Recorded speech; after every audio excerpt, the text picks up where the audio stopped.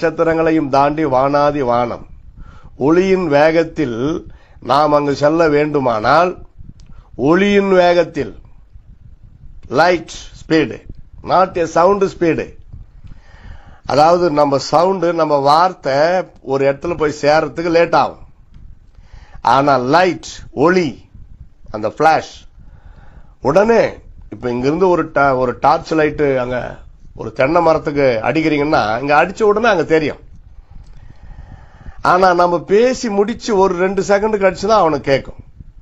அப்ப அந்த கேப்ல அத்தனை செகண்ட் எடுக்குது. ஆனா இங்க பாருங்க, ஒளியின் வேகத்தில், லைட் ஸ்பீட்ல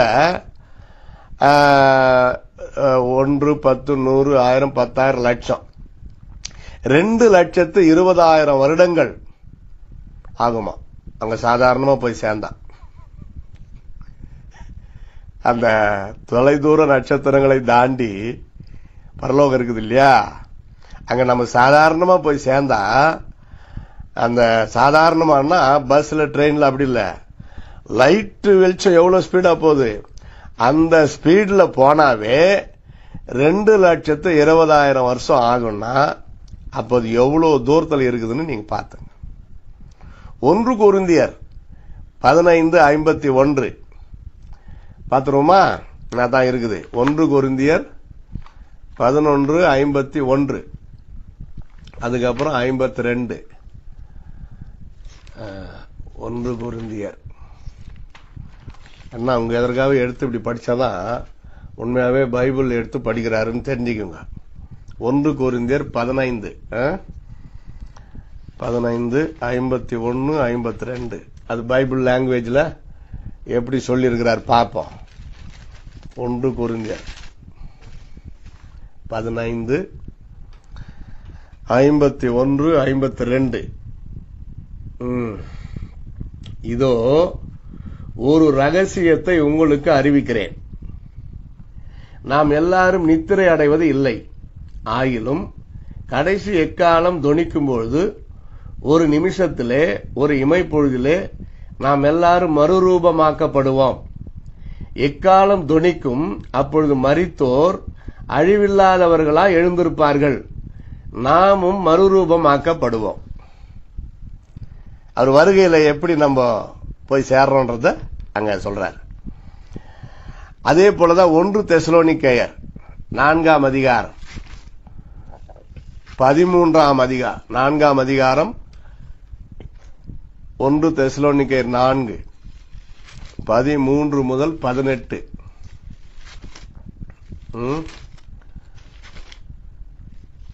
1 தெசலோனிக்கேயர் 4, 13 முதல் 18 படிக்கிறேன், கவனமா கேளுங்க. அன்றியும் சகோதரரே, நித்திரை அடைந்தவர்களின் நிமித்தம் நீங்கள் நம்பிக்கையற்றவர்களான மற்றவர்களைப் போல துக்கித்து அறிவில்லாதிருக்க எனக்கு மனதில்லை.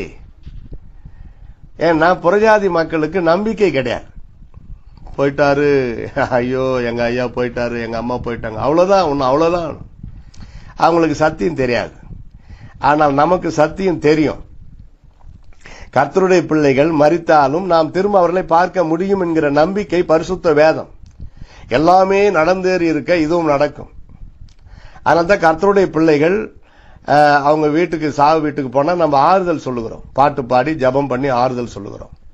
நம்பிக்கையற்ற மற்றவர்களைப் போல நாம் துக்கித்துக் கொண்டு இருக்க கூடாது. அந்த நேரத்தில் ஒரு பிரிவு, தாங்க முடியாத துக்கம் இருக்கும். ஆனால் வாழ்நாள் ஃபுல்லா துக்கித்துக் கொண்டு இருக்க கூடாது. அப்புறம் கூடாது, இயேசுவானவர் மரித்து பின்பு எழுந்திருந்தார் என்று விசுவாசிக்கிறோம் அல்லவா?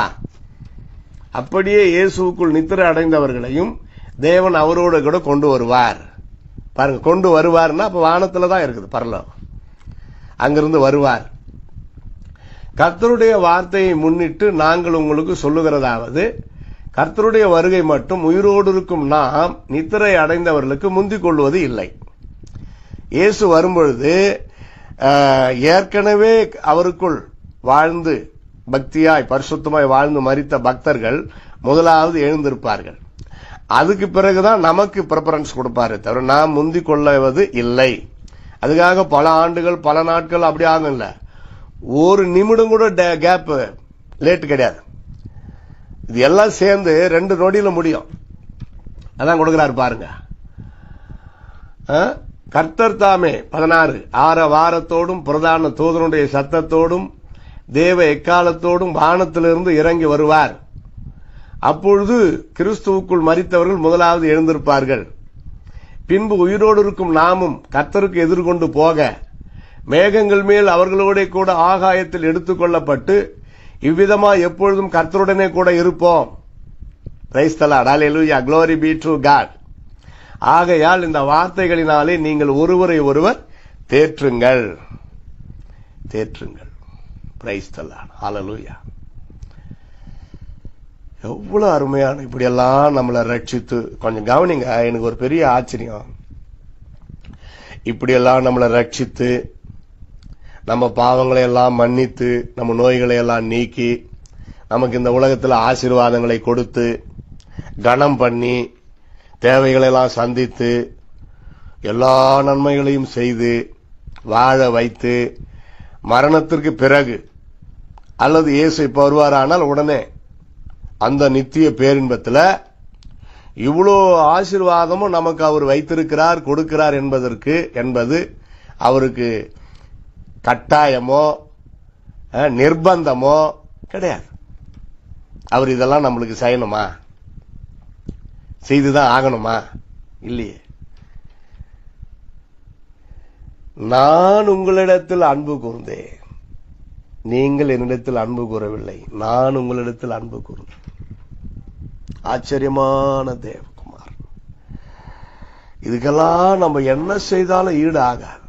நான் கர்த்தருக்காக இதை செய்கிறேன், அதை செய்கிறேன், ஊழியம் செய்கிறேன், ஆத்துமாக்களை ஆதாயப்படுத்துகிறேன் எல்லாம் சொல்றோம். எதையாவது ஒண்ணு செஞ்சுதான் ஆகணும். உலகத்தில் இருக்கிற வரைக்கும் ஒரு மனுஷன் எதையாவது ஒண்ணு செஞ்சுதான் ஆகணும். சும்மா இருக்க முடியுமா? முடியாது. அப்ப ஊழியம் செய்கிறேன். நம்ம எதுவுமே செய்ய முடியாது. ஆண்டவர் நமக்கு பரலோகத்தில் இடத்தை ஆயத்தம் பண்ணி வைத்திருக்கிற அந்த அளவுக்கு நாம எதுவுமே செய்யல. ஆனா அவர் நமக்கு அதை செய்யறாரு. அதான் நம்ம பார்க்கணும். அவருடைய கிருபை, அவருடைய இரக்கம். அப்ப நம்ம ஆண்டவருக்கு செய்யறதுன்னு ஒண்ணுன்னா அவர் சொற்படி நம்ம கீழ்ப்படிந்து வாழ்ந்தாலே அவருக்கு நாம் சேவை செய்யற மாதிரி. அவருடைய வார்த்தைக்கு கீழ்ப்படிந்து நாம் பரிசுத்தமாக வாழ்ந்தாலே அவருக்கு நாம் சேவை செய்யற மாதிரி. அடுத்த கட்டம் தான் சேவை, பிறருக்கு செய்கிற சேவை. சேவை நாம் பரிசுத்தமாய் வாழ்வது அவருக்கு செய்கிற சேவை. எப்படி? அவர் நம் உள்ளத்தில் இருக்கிறார். அப்ப இந்த சரீரமானது அவருடைய ஆலயம். அப்ப அவருக்கு நாம் பிரியமாய் வாழ்ந்தாலே அவருக்கு நம்ம சேவை செய்யறோம். ரகசியம் இது. இரண்டாவது, அவர் தம்முடைய ஆத்ம வருத்தத்தின் பலனை கண்டு திருப்தி அடைகிறார். கவனிச்சீங்களா? அவர் தம்முடைய ஆத்ம வருத்தத்தின் பலனை கண்டு திருப்தி அடைகிறார். நம்மளால இயேசு கிறிஸ்து திருப்தி அடையணும்னா ஆத்ம பாரம் நமக்கு தேவை.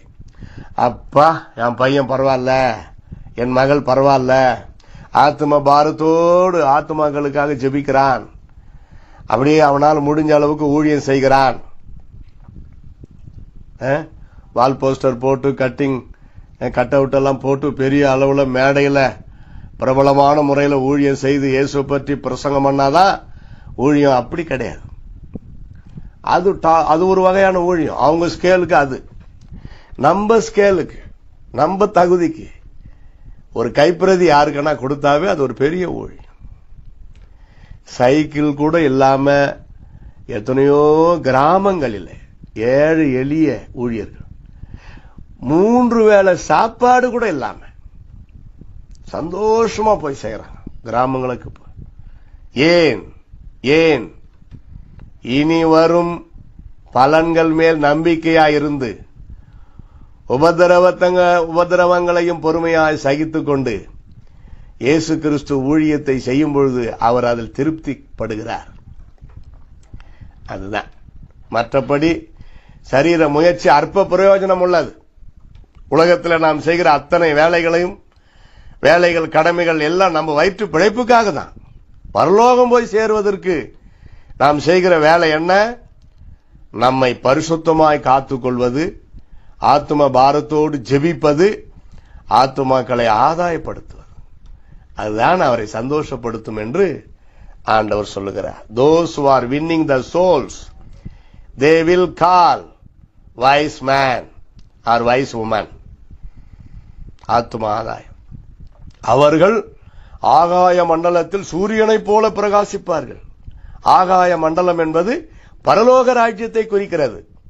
அதான் மேல, ஏற்கனவே சொல்லிட்டேன், மேலே இருக்கிறது ஆகாயத்தில் பரலோகம். அங்க மற்ற பக்தர்கள் பரிசுத்தவான்களை விட ஆத்துமாக்களை ஆதாயப்படுத்தினவர்கள் சூரியனை போல அங்க பிரகாசிப்பார்கள். அதை பார்க்கிறப்பே தெரிஞ்சுக்கலாம், இவங்க பரிசுத்தமாய் வாழ்ந்தவர்கள், இவர்கள் ஆத்துமாக்களுக்காய் கண்ணீரோடு ஜெபித்தவர்கள், உடல்நலம் குன்றினாலும் எத்தனையோ வியாதி பலவீனங்கள் வந்தாலும் ஆண்டவரை துதித்தவர்கள். அதான் பரலோக ராஜ்யம். யோசித்து பாருங்க.